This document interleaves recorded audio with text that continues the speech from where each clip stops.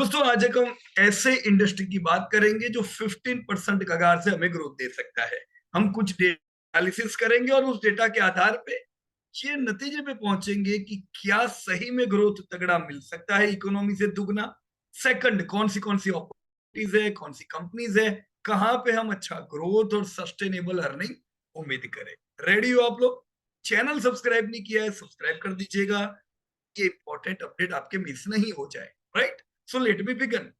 ये है दोस्तों हाउसिंग फाइनेंस इंडस्ट्री। दोस्तों हम इंडिया और ग्लोबल दोनों करेंगे और 2035 का आउटलुक देखेंगे। तो ये आउटलुक देखने के लिए हमें current state of housing finance industry भी देखना जरूरी है। जो भारत कैसे ये इंडस्ट्री अभी बटी हुई है।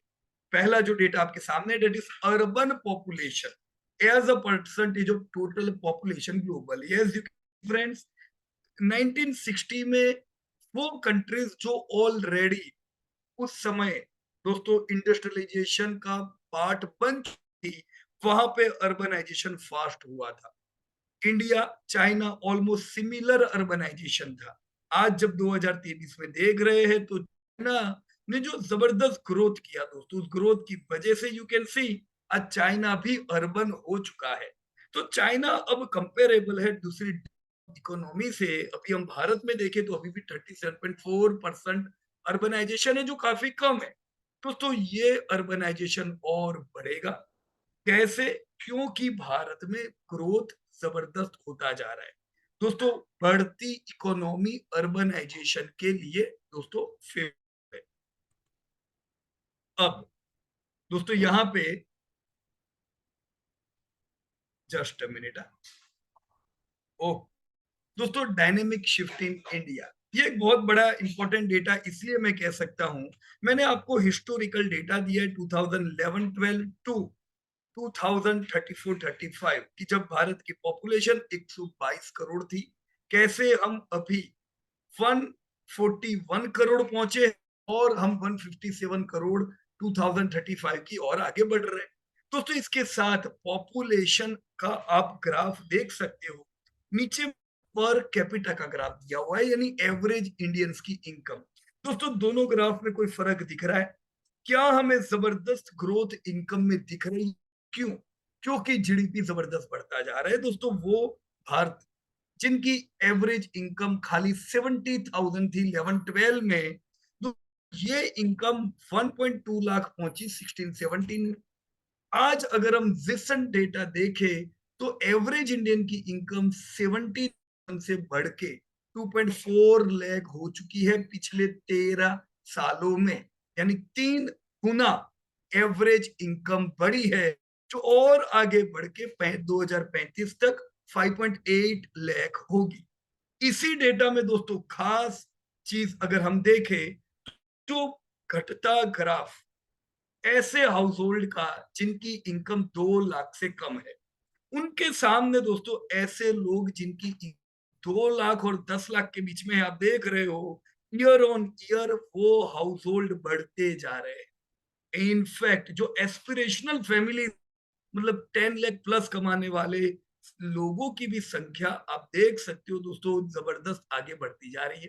तो ये फेवरेबल कमी हुई कुछ सेगमेंट्स के लिए, जिनमें से एक सेगमेंट की आज हम दोस्तों बात करने वाले हैं। दोस्तों जब ऐसे बढ़ती है, इसका जबरदस्त फायदा अलग अलग सेगमेंट को होता है। दोस्तों ये adult population with bank account का परसेंटेज दिया हुआ है। यू कैन सी इंडिया अभी भी 78% है, जो हम नहीं कह सकते एक्स्ट्रा ऑर्डिनरी, हम वर्ल्ड के साथ है। यानी 78% इंडियंस के बैंक अकाउंट है, जबकि कई डेवलप्ड इकोनॉमी है जहां पे ऑलमोस्ट 100% लोगों के बैंक अकाउंट है। अब अगर 78 आपको वीक लगता है तो सिर्फ दशक पहले, साल पहले एवरेज अगर यही हम बैंक अकाउंट देखें तो सिर्फ 53% लोगों के भारत में बैंक अकाउंट थे। जाता था कि क्या जरूर है, भी पैसे तो है नहीं बैंक अकाउंट की। दोस्तों बैंक अकाउंट इतने राइज हुए, यही ट्रिगर है आने वाले समय में क्रेडिट का। जिनका बैंक अकाउंट ही नहीं होगा वो लोन क्या लेंगे? राइट। तो ये 78% प्रीवियस जो था उससे बेहतरीन है, और आने वाले समय में जिस से आज चाइना आप देख रहे हो 90% अकाउंट्स, हम वही रफ्तार पे दोस्तों आगे बढ़ रहे हैं, right. Here again an important data, only 20% of Indian population borrowed money from formal sources. 45% अभी भी जो बोरोइंग इंडिया में हो रहा है वो फॉर्मल सोर्सेज से हो रहा है, क्योंकि अभी भी इतना पेनिट्रेशन नहीं है। जैसे जैसे दोस्तों और फाइनेंशियल इंक्लूजन आगे बढ़ेगा, आप देखोगे बाकी की तरह दोस्तों भारत में भी ऑर्गेनाइज्ड यानी फॉर्मल सोर्सेस में दोस्तों क्रेडिट होगी, जो आपकी एनबीएफसी और हाउसिंग फाइनेंस कंपनीज के लिए दोस्तों बढ़िया है। Here the data of credit to GDP ratio, again which is important. Why credit GDP ratio is important? Can see जो बाकी जो डेवलप्ड इकोनॉमी है उनकी टोटल क्रेडिट मतलब टोटल जो लोन्स ली हुई है हाउस होल्ड में दोस्तों, वो जो रेशियो है वो यूनाइटेड स्टेट 150% जीडीपी के मुकाबले, यूनाइटेड किंगडम 150, चाइना तो 2%, उसके कंपैरिजन में इंडिया अभी भी दोस्तों 100% मुश्किल से है। इसका मतलब ये कि अभी इंडिया में बहुत बड़ी है क्रेडिट ग्रोथ की। क्रेडिट और दोस्तों भारत में बढ़ेगी। सिस्टमेटिक क्रेडिट दोस्तों, सिस्टमेटिक क्रेडिट यानी वो क्रेडिट जो एनबीएफसी बैंक्स वगैरह से मिलती है। सिस्टमेटिक क्रेडिट जो 200 लाख करोड़ की भारत में है, वो 300 लाख करोड़ 2027 13-15% के ग्रोथ से आगे बढ़ेगी, जिसका फायदा दोस्तों यस आप इन सब कंपनीज को होना है। इसमें रिटेल क्रेडिट जो है दोस्तों, रिटेल क्रेडिट ध्यान रखिएगा, रिटेल क्रेडिट ग्रोथ का प्रोजेक्शन है 14-15% से दोस्तों बढ़ेगा। इसीलिए मैंने आपको एडवांस में बताया 15% ग्रोथ की उम्मीद हम यहाँ पे करेंगे। रिटेल क्रेडिट ही 100 लाख करोड़ दोस्तों पार हो जाएगी 2027। रिटेल क्रेडिट आता है, रिटेल क्रेडिट में housing finance, vehicle finance, gold finance, education loans वगैरह वगैरह ये सारी चीजें आती है, जिसमें सबसे बड़ा पाई हाउसिंग लोन का। तो यस, हाउसिंग लोन अगर बड़ा पाई है तो सबसे बड़ी कंपनीज भी हाउसिंग लोन की होगी, और हाउसिंग लोन पोर्टफोलियो चाहिए अगर हम लोग क्रेडिट की कंपनी में इन्वेस्ट कर रहे हैं, no doubt about it, right. India has in fact very low penetration in terms of finance. You can see mortgage to GDP ratio भी भारत में बढ़ाकर 10% डबल डिजिट भी नहीं। आप डेवलप्ड इकोनॉमी की mortgage to GDP ratio track करो, वो भी 60-64% है, चाइना भी 30। तो ये गैप नेक्स्ट 20 ईयर में दोस्तों फील होगी, जिस कारण जीडीपी से ज्यादा ग्रोथ इधर मिले, राइट। तो यस, ये वो सेगमेंट है जिसको वेटेज इन्वेस्टमेंट में देना चाहिए दोस्तों। ये बड़ी इंपॉर्टेंट और एक डेटा है कि लोग खरीदेंगे क्या मकान, रियल एस्टेट। ये आपके सामने डेटा है 2009 का डेटा। एवरेज प्राइस पर स्क्वायर फुट 5600 की थी पान इंडिया। यहाँ पे जो टॉप 10 सिटीज जो गिनी जाती है उन सिटीज के आपसे ये डेटा दिया हुआ है। हो सकता है आप जो शहर में रह रहे हो कम हो, बट दिस इज पान इंडिया फॉर टॉप सिटीज। दोस्तों आज उनकी कीमत 60 से 55 पर स्क्वायर फीट है। तो यस, दाम बढ़े हैं मकानों के, पर उससे ज्यादा तेजी से एनुअल इनकम बढ़ी। एनुअल इनकम आप देख सकते हो in thousands for the same cities, right. तो ये एफोर्डेबिलिटी इंप्रूव हुई ये बताता। अगर हम 2019 में देखें तो एफोर्डेबिलिटी रेशियो खाली 10.7% था, जिसे मतलब लोग एफोर्ड नहीं कर पाते थे। वो रेशियो धीमे उधरता है, तो ये रियल एस्टेट के लिए एक बढ़िया ट्रिगर है, राइट। ये रेशियो हाउसिंग फाइनेंस कंपनीज के लिए भी बढ़िया हुआ। अब हाउसिंग फाइनेंस किसको ज्यादा फायदा होना है? हाउसिंग फाइनेंस बटा हुआ है एफोर्डेबल फाइनेंस में, मास मार्केट फाइनेंस में, मास मार्केट सॉरी हाउसिंग में, और प्राइम हाउसिंग। दोस्तों एफोर्डेबल हाउसिंग किसे कहते हैं? 25 लाख से कम कीमत के मकानों को अफोर्डेबल हाउसिंग वाले मकान कहते हैं। 25 से 50 लाख मास मार्केट, और 50 लाख के ऊपर की कीमत वाले हाउसिंग को हम प्राइम हाउसिंग कह सकते हैं। दोस्तों आप ग्रोथ देख सकते हैं, सबसे तगड़ा ग्रोथ किसका है? Prime housing finance. तो कंपनी दोस्तों ऐसी चाहिए जो प्राइम हाउसिंग फाइनेंस में बहुत आगे और बड़ा शेयर बनती है, राइट? तो इन डेटा के आधार पे थोड़ा पोर्टफोलियो बनाना चाहिए। अब मैं आप लोगों के साथ इंडिया की हाउसिंग फाइनेंस कंपनी कुछ डेटा आपको बताऊंगा, आप डिसीजन लेना। देखो, इन डेटा के आधार पे हमने ये तो देखा कि भी हाउसिंग फाइनेंस बढ़ेगा 15-1% से, मैं प्राइम डालूंगा पैसा तो 37% से बढ़ने की उम्मीद है, राइट? तो ग्रोथ प्राइम में होगा, छोड़ो 37 नहीं चाहिए, 20 मिलता है, दैट्स ग्रेट। पर इस केपीआई के आधार पे हम तय करें कि कौन सी कंपनी में पैसा लगाना चाहिए, राइट? तो कुछ केपीआई जो देखने चाहिए दोस्तों, उसमें मार्केट साइज एंड स्टेबिलिटी है। आप वो निवेश करो जो कोई एक दो रीजन में काम करती है, डेट इज हाई रिस्क। वो रीजन में कुछ अनहोनी हुई तो एनपीए बढ़ने के चांसेस है, राइट? तो मार्केट साइज हो कि नेशनल प्लेयर हो आपकी कंपनी, स्टेबल हो। मार्केट साइज कैसे देखी जा सकती है? मार्केट कैप से, एयूएम से। वो मार्केट कैप हर एक का नहीं मिलता है, कंपनी का मिलता है, पर एयूएम तो हर एक कंपनी का मिलता है ना। तो एयूएम वो किधर किधर कौन से राज्यों में काम करते हैं, ये काम की चीज है। प्रॉफिटेबिलिटी कंसिस्टेंट है कि नहीं, राइट? नहीं तो 10 साल में 5 साल लॉस किया हो, आपने खरीदा कल से लॉस करने लगे। प्रॉफिट मार्जिन कैसे है, कंसिस्टेंट प्रॉफिट ग्रोथ है कि नहीं है, ग्रोथ पोटेंशियल कितना। 4 साल के डेटा मैंने लिए हैं, असल में डिकेडल डेटा भी देखने चाहिए, राइट? एसेट क्वालिटी कैसी है, उनकी ग्रॉस नॉन परफॉर्मिंग एसेट कितनी है, साथ कि वो जो एसेट दे रहे हैं, मतलब जो एयूएम बना रहे हैं, पैसा तो आ ही नहीं रहा है, तो लॉसेस होंगे, तो पैसा आपका डूब सकता है, राइट? फाइनेंशियल स्ट्रेंथ कैसी, और लिक्विडिटी रेशियो। दोस्तों, इनके आधार पे मैंने जस्ट एक नॉर्मल यहाँ पे एक डेटा आपके सामने रखा है, जैसे एसेट अंडर मैनेजमेंट कंपनीज के कुछ डेटा दिए। पहली है एलआईसी हाउसिंग फाइनेंस, सबसे बड़ा दोस्तों अगर कोई प्लेयर है तो वो एलआईसी। अभी तक एचडीएफसी द लार्जेस्ट कंपनी, पर अब एचडीएफसी बैंक में मर्ज हो चुकी। दोस्तों, एचडीएफसी का बिजनेस उतना बड़ा था कि ये उसके सामने बड़े छोटे थे, and we have been investing in HDFC since more than decade, we have been extremely happy there. पर साइज में उसका मुकाबला कहीं नहीं है, जहां पे अब मैंने वो नहीं लिया है बिकॉज इट इज मर्ज। पर अब एलआईसी नंबर 1 है। सेकंड नंबर पे आता बजाज हाउसिंग फाइनेंस। दोस्तों, अगर सेकंड नंबर का इनका एयूएम है, पर ग्रोथ इनके जितना किसी का नहीं, क्योंकि Bajaj finance prime housing finance पे ज्यादा डील करता है, राइट? तो इन डेटा के आधार पे सिलेक्शन होना चाहिए। अब दूसरी कुछ कंपनी, या पीएनबी हाउसिंग फाइनेंस, आप ग्रोथ देखो खाली 1% है, काम नहीं बनेगा अपना, राइट? सो मेजर हमने यहाँ पे देखा एयूएम किसका बड़ा है, ग्रोथ किसका। आंसर क्या निकल के आया वो आपको पता है। मैंने कुछ और डेटा यहाँ पे दिए जो अभी मैंने आपको बात की, राइट? कुछ के अलग केपीआईज, मार्केट कैप, देखो सारी कंपनी मैंने यहाँ पे आपकी हाउसिंग फाइनेंस ली, मैंने अब यहाँ पे अफोर्डेबल हाउसिंग ली। तगड़ा मार्केट कैप बजाज हाउसिंग का है, पर सबसे बड़ा एवीएम बजाज, सबसे बड़ा एवीएम एलआईसी का है। पर सोचने वाली बात है कि भाई एलआईसी को दुगना नहीं 3 गुना एवीएम है, फिर भी क्यों उसको मार्केट कैप नहीं है?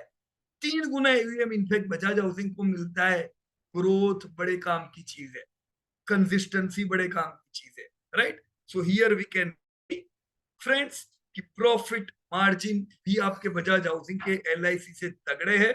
अफोर्डेबल के ऑब्वियस से ज्यादा मार्जिन होंगे, पर ज्यादा मार्जिन अट्रैक्ट नहीं होने का, ये लोन भी वहां पे देते हैं, राइट?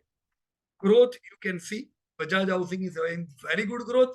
सबसे इंपॉर्टेंट बात, you invest in any finance companies और bank, that is GNPA. Non performing asset किसकी सबसे बढ़िया है, तो पूरी लिस्ट में बताओ किसकी सबसे अच्छी है। एलआईसी को क्यों मार्केट कैप नहीं मिल रहा है, समझ में आया? यार 3 सवा 3.5% की एनपीए होगी, कहाँ काम बनेगा। HDFC was best in this. अब एचडीएफसी नहीं है, वो मर्ज है, बट सी बजाज हाउसिंग ने एक और कंपनी हमें दी कि जो हाउसिंग पे हम फोकस कर सकते हैं, राइट? सो सामने है, अभी इसमें बहुत मुझे डीप में जाना नहीं है, you can select on your own, right? Key takeaway क्या हो? Bajaj housing finance and LIC are the biggest market player. Bajaj has lowest gross NPA, suggesting quality lending. LIC has highest NPA, indicating higher risk compared to others. तो इन्हें global compare करे क्या? तो global compare करते मैंने यहाँ HDFC लिया है, क्योंकि एचडीएफसी हाउसिंग फाइनेंस की ही कंपनी, ये तो अभी मर्ज हुई, बाकी कोई अभी के कंपैरिजन के लायक नहीं, अभी छोटे छोटे है सब, राइट। यार मैंने कौन सी कंपनी ली है दोस्तों, यूनाइटेड स्टेट की फैनी मैक, यूनाइटेड स्टेट की फ्रेडी मैक, ग्रेट ब्रिटेन की नेशन वाइड यूके की, और इंडिया की एचडीएफसी। मार्केट कैप आप देख सकते हो, एचडीएफसी इतनी बड़ी कंपनी, इंडिया की टॉप 5 कंपनीज में इनका नाम था, बट स्टिल लीडर जो दुनिया के सबसे बड़े उनसे छोटी है। क्यों? क्योंकि इंडियंस की इनकम भी बढ़ रही। तो अब इंडिया की भी कंपनी इन लीडिंग कंपनियों में आएगी। तो आपको लगता है एचडीएफसी बैंक बहुत बड़ी हो गई, आईसीसी बैंक बड़ी होगी, बजाज फाइनेंस बड़ी होगी? कोई बड़ी नहीं। इन सब कंपनी को भी जायंट बनना है आने वाले समय में। एयूएम देखो कहाँ कंपेरेबल है, ह्यूज एयूएम इन का है, क्योंकि वहां पे इनकम है। हमने अभी देखा इंडिया में इनकम बढ़ रही है, तो ये डेटा कैसा बढ़ेगा, right. Sales, profit, profit margin. अब देखो क्वालिटी की बात आती है तो अपनी कंपनी कहीं किसी से पीछे नहीं है, right. HDFC was having best margin, right. In यहाँ यूएस की कंपनी देखो 17-18% के मार्जिन थे, राइट। और एनपीए हम बिल्कुल नहीं कह सकते HDFC NPA are not bad.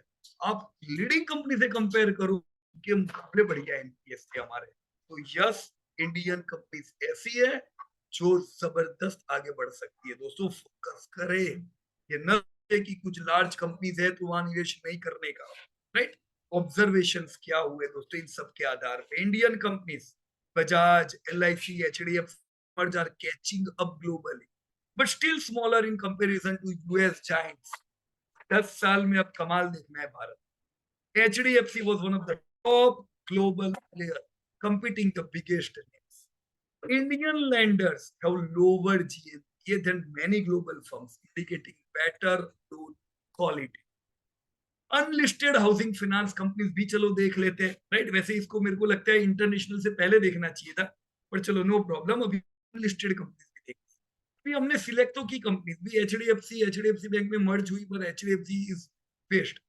अब जो नई कंपनी उभर के आई है that is Bajaj housing finance, that is best, right. Unlisted में क्या हाल है? ऐसा तो नहीं है कोई अनलिस्टेड में सबसे बढ़िया हो और फिर हमें लगे यार उधर पे आना था। तो latest check unlisted companies of India, जिसमें Tata capital housing finance, Piramal, India shelter, IIFL, Aditya Birla, कई थे दोस्तों, कई मैंने नहीं भी ली है। पर आप एवीएम देखो, अभी जैसे आपके बजाज हाउसिंग फाइनेंस का एवीएम लाख करोड़ पहुंच चुका है, तो वो कंपेरेबल है इन सबसे। प्रॉफिट्स बढ़िया है, प्रॉफिट मार्जिन उसके भी बढ़िया है। और आप एनपीए देखो, बजाज फाइनेंस के 0.27 थे, बोले एनपीए में तो कोई कंपेरेबल ही नहीं है। तो टाटा हो या इंडिया शेल्टर, कहीं भी आप जाओ, बेस्ट अगेन कम्स, एक तो एचडीएफसी थी and now there comes Bajaj housing finance. So housing finance industry का आउटलुक अब 2035 का क्या रख सकते, राइट। तो 2035 में the Indian housing finance industry is expected to quadruple, कितना? Quadruple in size. क्यों? ड्राइवन बाय, ये भी हमने देखा mortgage to GDP ratio growth, अपनी जो हमने मुश्किल से डबल डिजिट के करीब ग्रोथ देखा था, टू जीडीपी रेशियो, ये 25-30% 2035 तक आएगा। 15-17% से टोटल लोन ग्रोथ बढ़ेगा। फाइनेंशियल इंक्लूजन और फर्स्ट टाइम होम बायर बाहर आएंगे। AI and fintech evolution for faster low risk lending काम लगेगा। इन डेटा पे मैं 2035 क्या प्रोजेक्ट करूं दोस्तों? हाउसिंग फाइनेंस की जो इंडस्ट्री है 50 लाख करोड़ की, अभी 200 लाख करोड़ वाली हाउसिंग फाइनेंस हो जाएगी। यानी टोटल जितना इंडिया का क्रेडिट है, इतना हाउसिंग फाइनेंस हो जाने वाला है 2035 तक, 4 गुना। Get to GDP ratio 11 to 30, loan growth 15 to 17%, top player. मैंने यहाँ बजाज हाउसिंग फाइनेंस लिखा है, कोई टिप नहीं, आप अपनी कंपनी ले लो जो चाहिए। बजाज हाउसिंग फाइनेंस लाख करोड़ के करीब का जो उनका मार्केट कैप है, 3 से 5 लाख करोड़ के मार्केट कैप हम 2035 में प्रोजेक्ट कर सकते हैं। तो इस कंपनी को किधर जाना है आपको अंदाजा लगाना है, बट रिकमेंडेशन नहीं है। डेटा मैंने बताया, आप अपने हिसाब से डेटा देखो, आपको जो पसंद आता है। Investment takeaway for long term wealth creation क्या रह सकते हैं? Friend, it's highly clear, Bajaj housing finance and HDFC strongest long bets in India housing finance industry. Mortgage market to grow 4x by 2035, providing multi-decade investment opportunities. Top NBFC and unlisted companies, Tata Capital, IIFL, Home Finance ये है, लेकिन listed उनसे बुरी नहीं है, क्यों कहीं देखे फिर, राइट? ये कंपनी आ सकती है, अच्छा रिस्पॉन्स इनको भी मिलेगा, क्यों? क्योंकि बहुत जगह है बाजार में, right? Focus on company with low GNP, खाली वो जिनके शेयर दौड़ते जा रहे हैं उनको नहीं देखने का, लो जीएनपी देखो, हाई प्रॉफिट मार्जिन देखे, स्ट्रॉन्ग एयूएम ग्रोथ देखे. Final thought, India's housing finance industry is at an inflection point, and by 2035 it will be among the largest in the world.